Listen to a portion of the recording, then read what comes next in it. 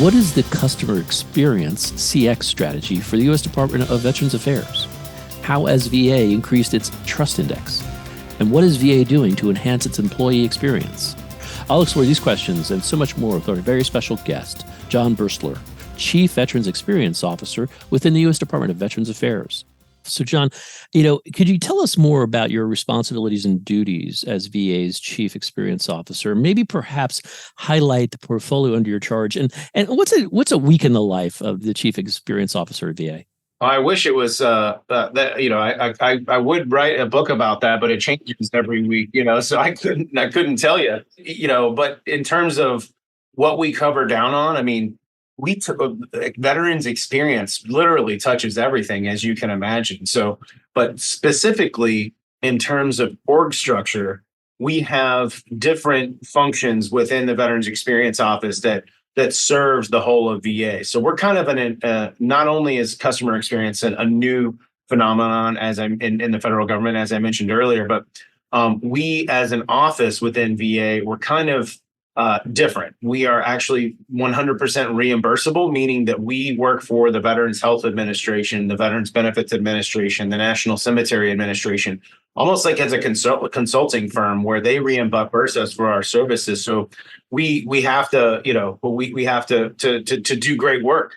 But as a great example, the demand has never gone down. So our purview continues to, and our portfolio continues to increase. So it's ever evolving, I would say. But we functionally, we have some really, really great tools. So we kind of focus in on four concrete items: data, tools, technology, and engagement. And when I talk about data, it's really the mix of quantitative and qualitative data. So quantitative meaning, all of the 185 different surveys that we have, the business lines that we actively survey, and get that voice of the customer back in real time, and then conduct service recovery on any concerns or recommendations sent back to us in free text comments. On the qualitative side, it's really conducting in-depth interviews and focus groups and going through the entirety of the human-centered design process to really improve those experiences for each business line. We have a tools team with tools and implementation. They essentially take all of those quantitative and qualitative data points and then go into the 1,500 plus facilities that we have throughout the country, whether those are large VA medical centers or outpatient clinics or mental health vet centers, mental health, like localized mental health centers, essentially benefits offices or cemeteries. And we use that data to then drive change and then provide employee training. So the employee experience has really been in arming our VA employees with the knowledge on how to deliver a world-class experience is 100% responsible for the increase in customer experience scores we've seen over the last 9 years. For technology, we're the business sponsors for va.gov and the VA flagship mobile app, where we support and work with our teammates at our Office of Information Technology. So our digital and our mobile front doors. We also steward the 1-800-MY-VA-411 and VA hotline. So these are both of our tier one contact center operations that really serve as that telephonic front door to VA. And then on engagement, we're really focused on communicating with our customers. So we own a lot of the enterprise-wide customer communications functions, using those quantitative and qualitative insights once again to then inform how and how often we should communicate via text, via email, via letter, via marketing campaign, et cetera. We almost serve as the chief customer marketing office team. So it's a day in the life can range between any of those, oscillate between any of those pieces. But it's been an incredible honor to be now in my fourth year into this role. So, John, I want to transition to actually understanding maybe in depth the VA's customer experience strategy and what it is. And perhaps you could share with us that while you tell us some of your key priorities over the next couple of years. Yeah, well, so it's always good. And that's a great question. When you think about mapping your priorities of one specific office or program or team, to the broader mission set, you always start kind of at the top and then work your way down. So the VA, like a lot of federal agencies and for-profit businesses and nonprofit organizations, has a strategic plan that we update every few years. And so what we did when coming in, and I'm a big fan of like the 1 or 2 page max business plan. I hate the, putting together like these 180-page documents no one's going to read. So what we did is when I came in, essentially a year into my tenure, I was like, all right, let's do it. Let's set our first ever VEO, Veteran Experience Office strategic plan, and it's 2 pages, which is great for Marines, right? So, and lots of pictures too, which is even better. But what we did first was align our capabilities to the 4 strategic goals of VA over the next few years, all the way until 2028.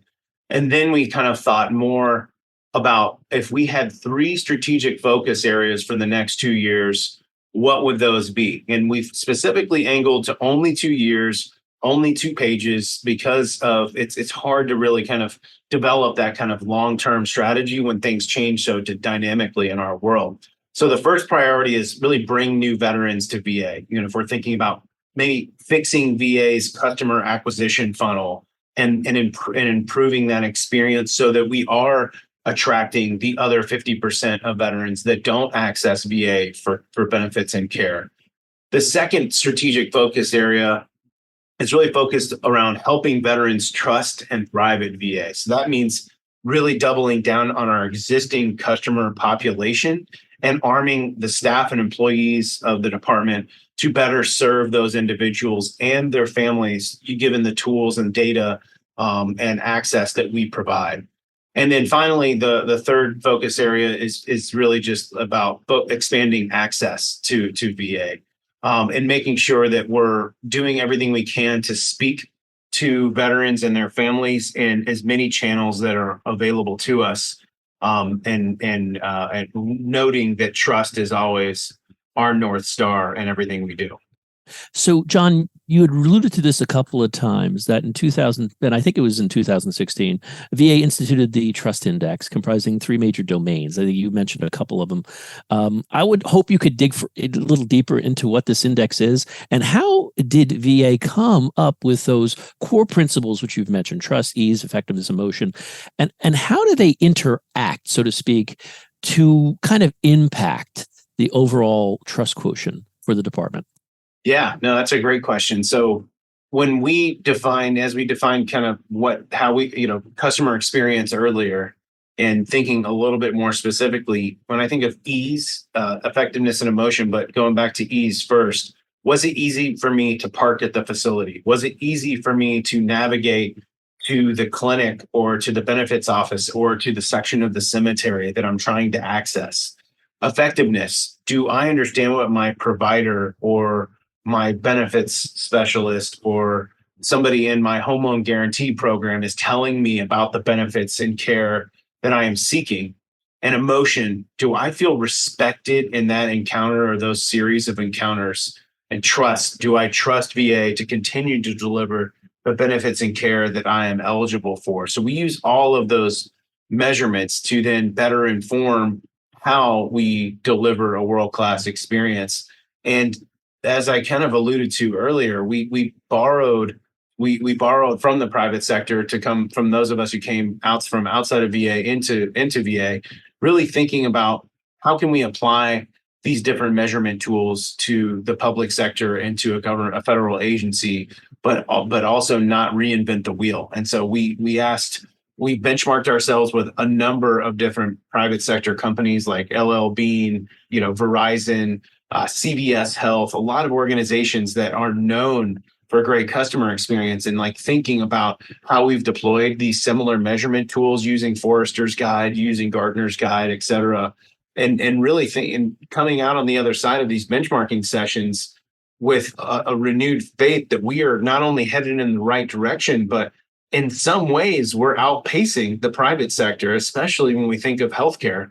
We not only measure the outpatient experience, which, of the 185 surveys that we have in VA, VHA, Veterans Health Administration, outpatient services is by far and away the most taken survey because of the number of interactions every day, every week, every month, every year, et cetera. And we're at 91% trust across the VA healthcare system, which is incredible.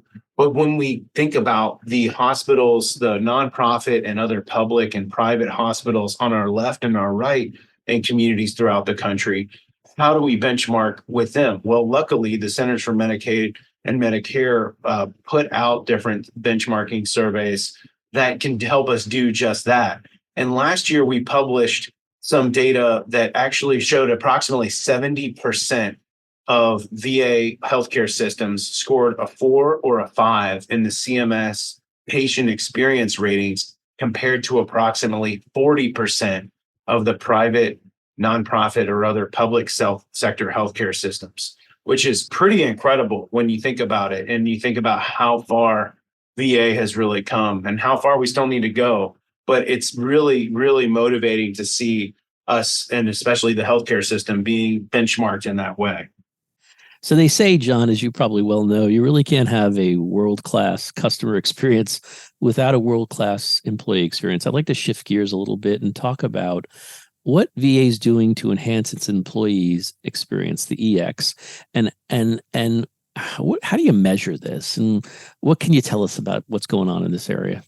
Yeah, we learned so much on quantitative and qualitative measurement on the customer experience side, as I've mentioned time and time again over the last 9 years that we've been in existence. And we made a conscious decision 3 years ago to use all of the tools and the data and the lessons learned from the customer experience and then invest heavily in partnership with our HR administration and all of the other major components of VA to think about how we can codify this on the employee facing side. So we created an employee journey map and identified the pain points, the bright spots and moments that matter, just like we did with veterans 9 years ago. We then created, based on the pain points, we noticed that onboarding as a new employee was really complicated and difficult. So we created a couple of programs like the VA New Employee Welcome Kit, which essentially kind of walks you through how your first day should go and how you should access different things and what do you have to know, what do you need to know in that first 90 days. We also created a buddy program, which is different than a mentor program. A buddy is somebody of your same grade, your same rank, in your same office that can help you kind of physically or digitally or virtually kind of walk around and get checked in administratively and get to know the organization and then be somebody that you can confide in, which has really been successful and well utilized within the components that have accessed it.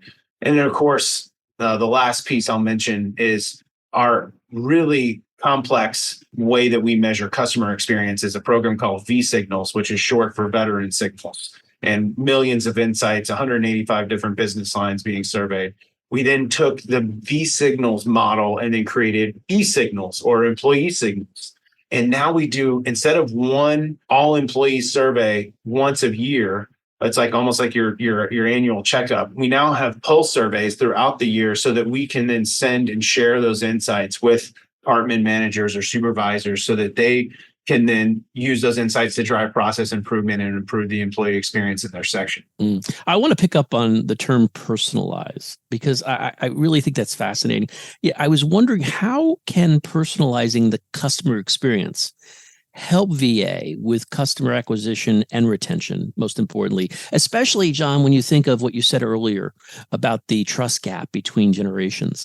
How does tailoring these things to the actual customer experience of that one person help VA position itself better in retention and acquisition? Yeah, I mean that, the younger generation especially, they want it now and they want it accessible in their palm of their hands. And I think we've all grown accustomed to that experience. So if there are tools that can narrow down based on a few specific pieces of information that they can volunteer us, or we can pull directly from their service record, given their authorization by the individual, of course, what can we then narrow down that helps them the best in that sometimes difficult transition from military to civilian life?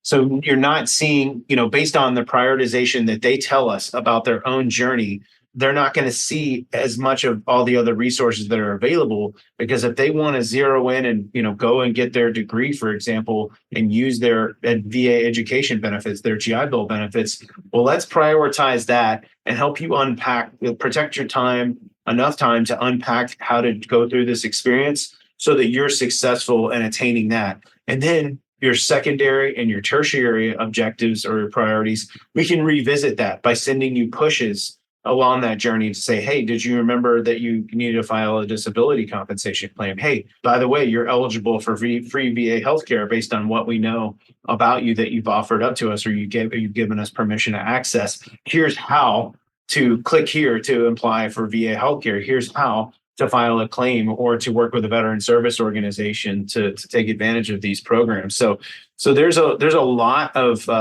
ways that we can utilize technology in deploying a better digital and mobile experience that can personalize that transition from military to civilian life. This has been the Business of Government Hour, a conversation with John Boerstler, Chief Veterans Experience Officer within the U.S. Department of Veterans Affairs. Be sure to join us next time for another informative, insightful, and in-depth conversation on improving government leadership and its effectiveness.